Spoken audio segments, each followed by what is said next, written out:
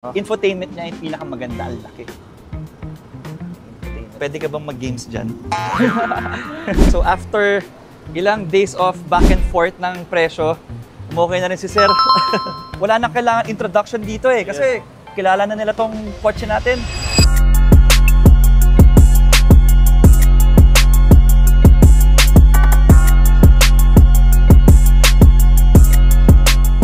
Actually, wala rin ako masyadong alam, pero yan, since ano naman siya, nakuha siya ng brand new, passion.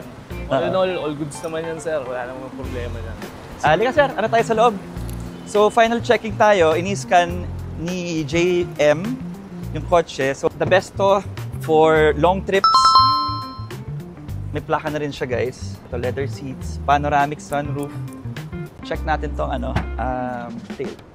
tailgate niya, automatic tailgate. Naka 360 camera to. So, naka backup sensors. Tires niya original pa lahat. Infotainment niya yung pinakamaganda, ang laki. Pwede ka bang mag-games dyan? So, original ORCR, kompleto. And pati yung plaka. So guys, ini-scan na natin. Usually kapag mga ganitong year model, wala pa naman yan kasi under warranty pa sila.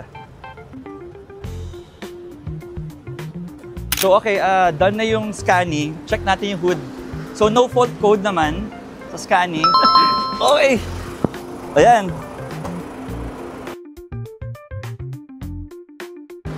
So, boss. Yes. Done deal? Done deal, boss. Proceed tayo sa baba, sa payment. Thank Okay, you. okay. Thank you, Okay, bye sir. guys.